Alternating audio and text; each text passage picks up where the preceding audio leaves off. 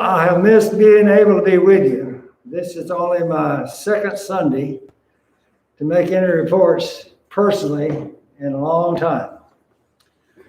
And I am a lot improved in my health, yet I have issues. The local church, our elders, we're looking for someone who will help me in the India work, someone we can train, someone who will actually not take my place, but he will work with me. I will work with him. I will not have much compensation as far as the salary. But anyway, I'll continue to do as much as I can, just like I've always done. But, God's been good to us in this work. And I'm amazed every time I go to India or to Sri Lanka and Nepal to see just exactly what God has done. So let's go ahead and do our DVD. And then we'll talk a little bit. Faithful love flowing down from the thorn-covered ground makes me whole, saves my soul, washes whiter than snow. Faithful love calms each fear, reaches down, dries each tear, holds my hand when I can't stand up. My own faithful love,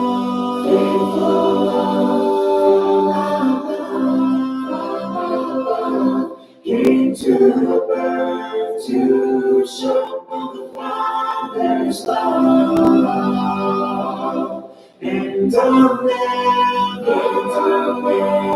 because any pain, for I've seen faithful love face to face, and Jesus is his name. I truly appreciate the support that the brethren have given over the years. I made 50 plus trips to India since 1992. Thousands of people have been saved. Hundreds of new congregations have been established. The Cornish One Matthew McCartney Children's Home was established in 2004 and has been in existence 16 years. It has cared for hundreds and hundreds of children. The Bearden Sewing School has graduated 9 classes. 184 Christian women have graduated these classes. Hundreds of preacher training schools have been conducted over the years. Classes for women and children. For me, after 28 years working in India, 21 full-time and 7 part-time, India is certainly like my second home. Dan Gavin and I were able to do campaigns before the pandemic hit. Dan worked in India, and I worked in Nepal and Sri Lanka. These meetings were conducted in January, February, and March of this year. Sri Lanka and Nepal have a population similar to Texas, about 39 million people. Sri Lanka is more modern than India, cleaner, more Western, and very beautiful. It used to be called Ceylon, and is a popular vacation place for people from all over the world. English is the second language. There are at least 10 or more churches of Christ there. No foreigner is working there now. Though I'm in contact with Brother Fryer from Georgia, who has worked there for some time. There is only one permanent church building in the entire country, as far as I know. They want me to return and help them in any way that I can. While in Sri Lanka, we did several gospel meetings, one preacher training school, and we surveyed the work that we might be able to do in the future. Nepal is not as modern as India, but somewhat like them in most ways. We are closely associated with India's military. There are about 54 churches there with a membership of about 1,500. Like India, agriculture is the main work. They are famous for their tea and, of course, Mount Everest. All of the country is full of mountains. It was a pleasure to work with Bear Valley Preachers Extension School connected with Bear Valley Church in Denver, Colorado. We were able to do 2 preacher training schools in Nepal and conduct several gospel meetings. It was truly a delight to have brethren from India to join me in Nepal and also in Sri Lanka. Those who joined me in Nepal were able to speak on the lectureship. They spoke in English and had someone to interpret for them. This was a new thing for them. I'll probably never be able to see many of these brethren again, so it was such a delight to have them with me. Jerry Gofini, a native of California, lives in Nepal, and he assisted us with our lectureship and training school in Nepal. We're living when this COVID business settles down. I plan to return to Sri Lanka to work, also to go back to Nepal, and Lord willing, go to Myanmar or Burma to also work in the preacher training school that the Bear Valley School of Preaching conducts there. This is Brother Dan Gavin from Slater, Marietta, South Carolina. Dan has been to India 19 times. He does a lot of preacher schools. He did that in January and February of this year. As soon as possible, he wants to return to do more schools. On this campaign, Dan was able to attend the graduation service for the Bearden Sewing School. That's very important for us to do.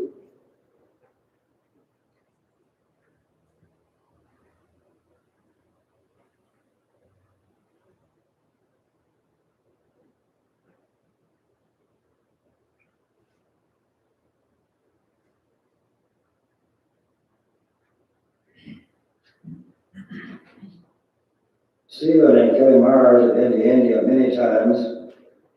They especially like to work with Gordon Swan Matthew McCartney Children's Home. Stephen is our key person working in the home at this time. Not only teaches children, but also she teaches ladies' classes. Hey, Stephen and Dan will return to India as soon as international travel is safe. Let us all pray that this pandemic will end soon. The children's home school began this month. Like us, they're struggling with getting back to what is somewhat a normal thing. We do need more sponsors for our children. We are short 19 sponsors. Sponsors need to provide $50 a month for each child that they support.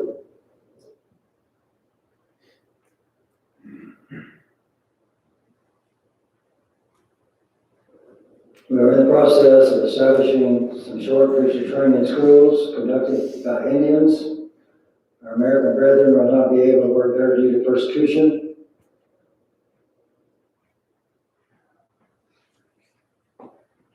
COVID-19 has been disastrous for India especially. We serve people in Sri Lanka and also Nepal, but in India, there are so many poor people that were not able to work. The government really had a shutdown and people had to stay home. They do not have the social programs that we have, so our brethren have suffered so much. And we're so blessed to have been able to help them in some way. Because of your generous donations, we've been able to do so much in India and the other 2 countries as well. We have served 4,011 families. 22,167 individuals have been served. We have about $31,542 worth of food. 163 villages have been served. And of course, we've been able to serve and help in 3 countries. Since publishing this report, we've received approximately $6,500 additional dollars that will be used to buy food. That will bring our total to about $37,000, nearly $38,000. We're very blessed to be able to buy food with all of this money. Your only Son, no sin to hide, but you have taken from your side to walk upon this guilty spot and to become the Lamb of God.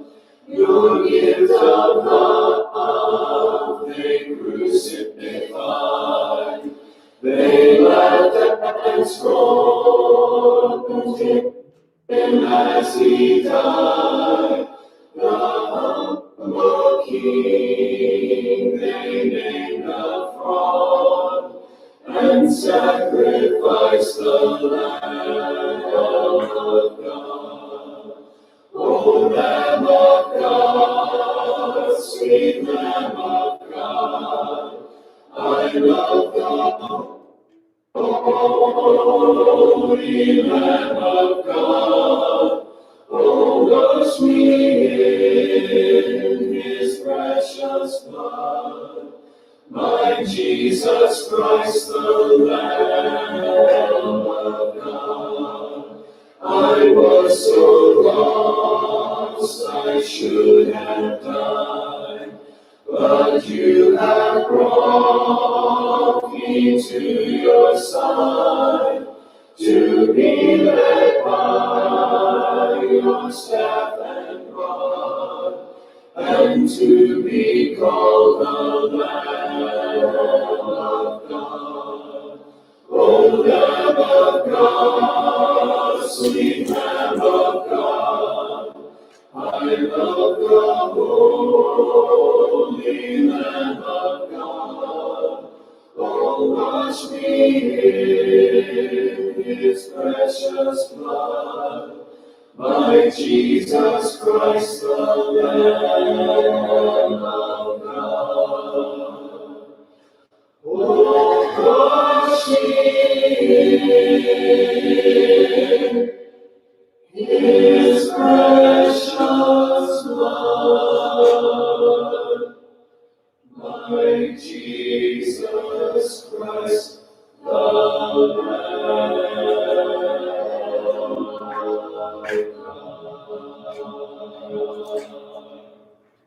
Was in need of funds for campaigns. We've been able to use funds that we have received for different things and get those funds to India for a special project, which has been a blessing. Of course, we want to continue to help with COVID relief. We have special benevolence that we want to do. Our church building without walls in India costs $5,000. We do not know the exact cost for a church building in Sri Lanka or Nepal, but we are giving priority to building church buildings in those countries. That's our work areas. I did not go to Myanmar due to the fact that they have troubles over there right now.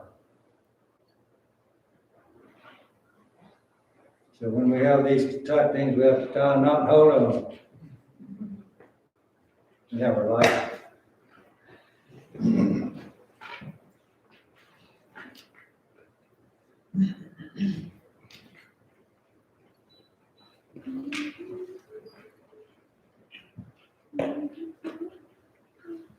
This spot okay? Yes, sir. Absolutely. Anywhere's fine. In my lifetime, and perhaps in yours, you may have never known a time like we have experienced with this COVID-19. It helps me understand the Apostle Paul and his concern for our brethren in Judea and Jerusalem during the great famine. And I felt a little bit like maybe the Apostle Paul did, to be able to raise not only the $37,000 that we mentioned earlier, but $52,000. That buys a lot of food. And those brethren are certainly brethren who are in need. I wish you could be there. Your heart would just be so humble, you'd be overwhelmed to realize how much they appreciate what you've done for them.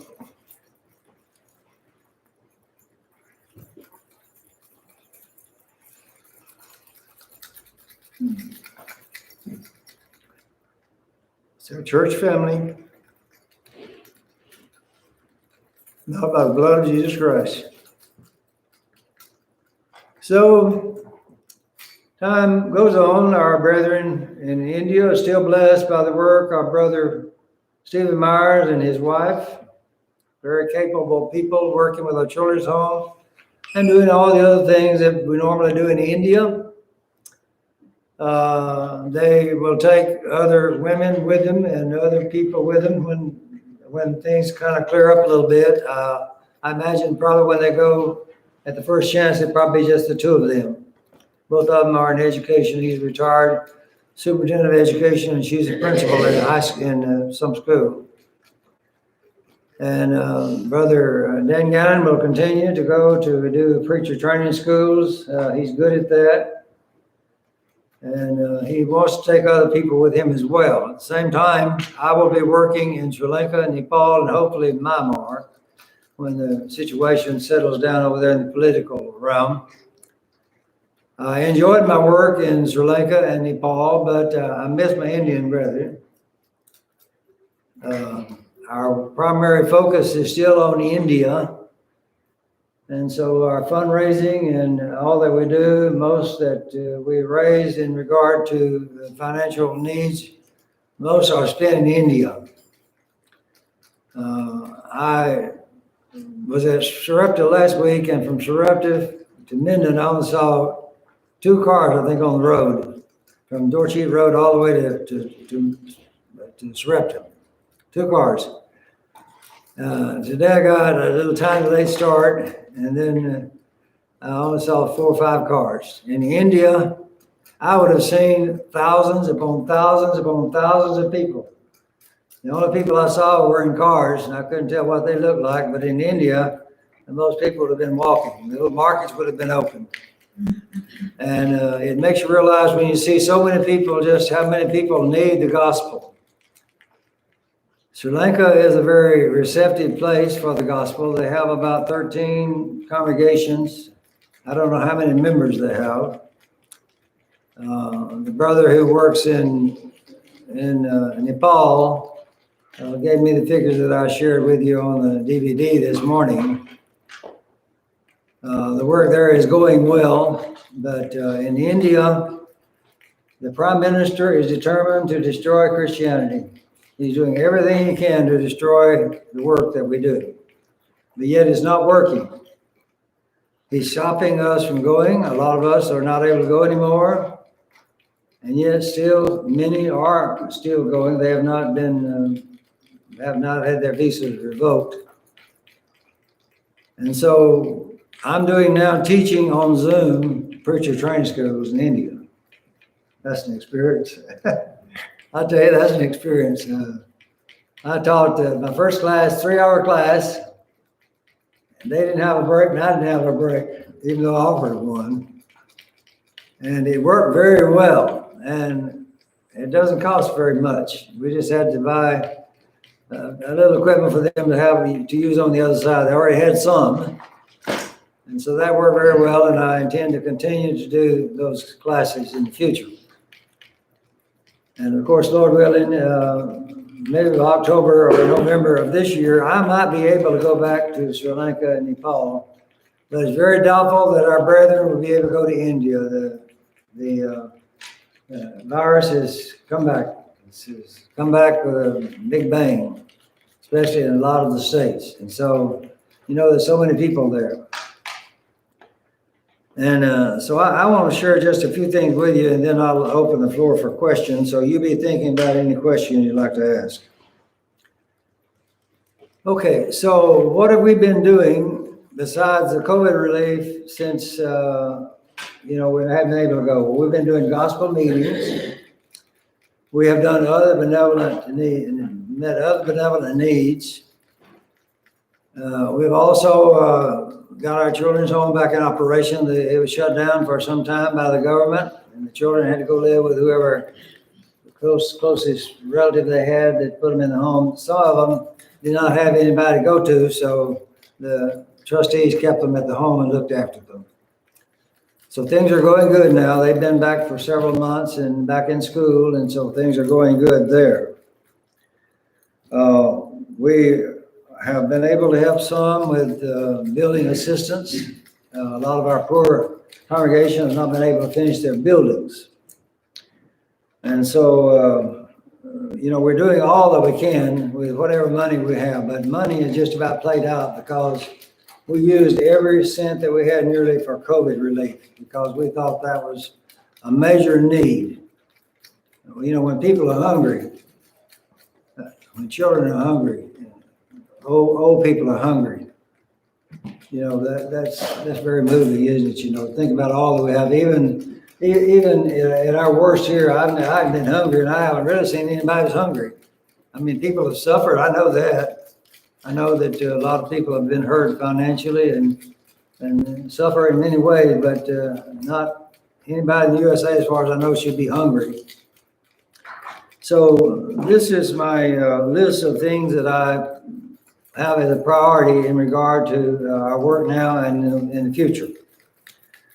Providing money for gospel meetings. We can conduct a gospel meeting for about $150. And that's a preacher traveling to where he's going to go, and maybe them having little snacks or things like that when they come in, because they travel in, so they have to have a little something to eat during daytime. It takes a whole day to do a gospel meeting. So we try to give them some kind of snack food, during the day. And of course, sometimes we have to buy some Bibles and things like that. Secondly, the second priority is preacher schools. We want to do as many preacher schools as we can on Zoom. I'm only doing one in one location now because it costs between $1,500 and $2,000 to conduct a school. They come for 2 days. They travel some distance, and we have to pay for that, and then we have to pay for their food while they're there, and then we normally give the preachers a little gift because most preachers in India are not full-time preachers. They have a job. And so when they attend the preacher school, they don't get any money from their job. And so we give them a little compensation, but it's not enough to compensate for what they lose when not working. And so we'd like to do as many of those as we can, and we need to do that in about 3 additional locations. Thirdly, our children's home has suffered. We have lost more than $1,000 a month with our children's home. We have lost sponsors for our children. The cost for our children has gone up. We've started out asking $35 a month for a child for support. For a long time, we've not been able to take care of a child for $35 a month. We've been taking it out of our general fund. But now we're asking those who sponsor children to give $50 a month for a child. And those who are giving $35, we're going to ask them to join with somebody else if they can't do more than $35. So that 2 people will sponsor 1 child. So we need help there. Then we have general benevolence. We have a lot of people who are so needy and live in desperate situations. I think I sent y'all a letter from a brother named Timothy in India. I have some of those. I'll leave some with you. But when the preacher's son was about 12-year-old, he needed open heart surgery. So we provided funds for him. Now he is a preacher. And he is the one that worked things up for me with the Zoom. And he's a very qualified young man, but I thought, well, if we hadn't helped him, he probably would have died, and we wouldn't have that young man. We've done cleft palate surgeries. We've done all kinds of things like that. Not big numbers in that realm. We have purchased so much medicine, and I imagine that we have purchased more than 100,000 pieces of clothing for women. There is no telling how many Bibles we have purchased, so we also need Bibles. And then, Lord willing, if I can go on a campaign in the fall, I'll have to have funds for that. Don't have anything set up for that at all right now. But it's not the top priority. And then the last one is our Building Without Walls program. We're going to resume that in India. We had stopped for some time because it was kind of hard for us to handle the thing financially, getting money over there. What we're doing now, we go to our bank and we send money for these different things to India. Like with COVID, we sent all that money by wire from bank to bank. Okay, now here's the problem. They will not let us send money from a church or from Indian evangelism. So I have to keep enough money in my account. So if I send $5,000 to India, I have to send it from my account at the bank.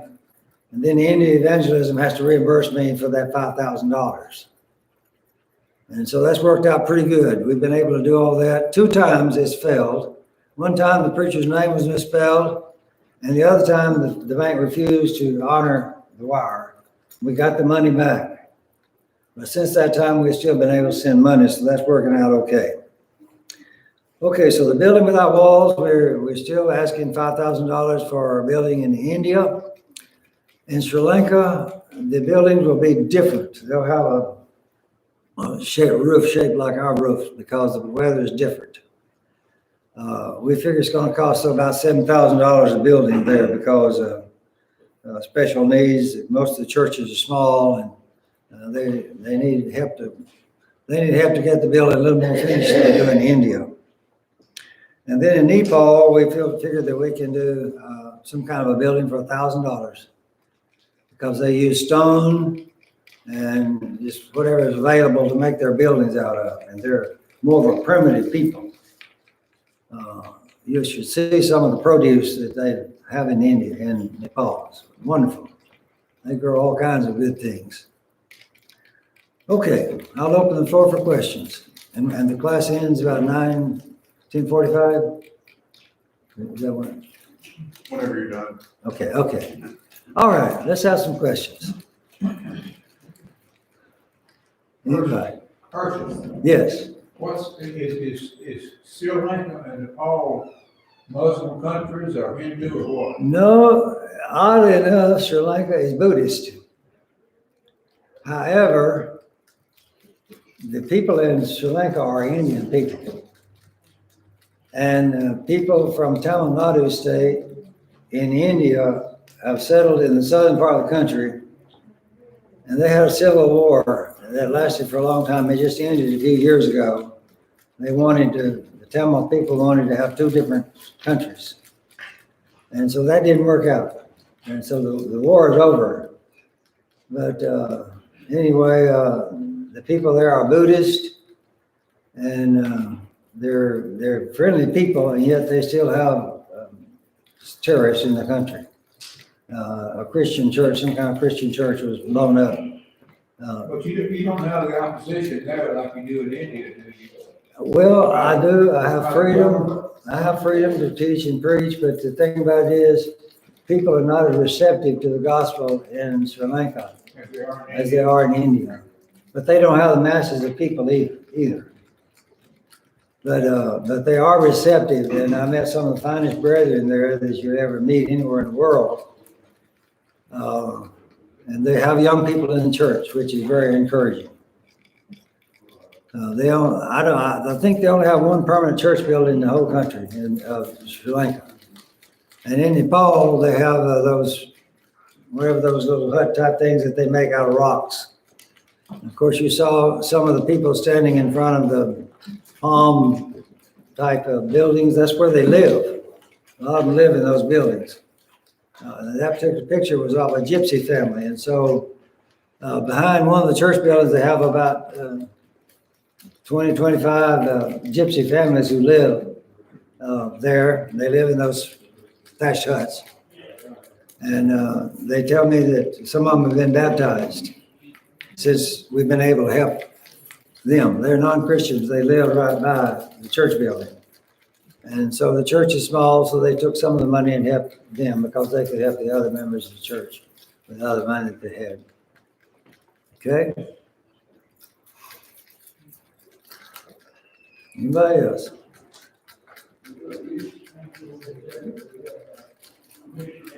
Yes, sir. what is attitude toward Christianity, or the faithful malicious or vicious of any way when you try to speak? Well, They try to stop you in some way physically? Well, in the past, since I've been going to India so long, most of the time, what we have is hecklers who come to outside meetings, like we do meetings in the street. And the hecklers come, some of them are drunk. And the village elders have to give their permission for us to have a gospel meeting in open and not in a church building. So the village elders stop these people from giving us any problem.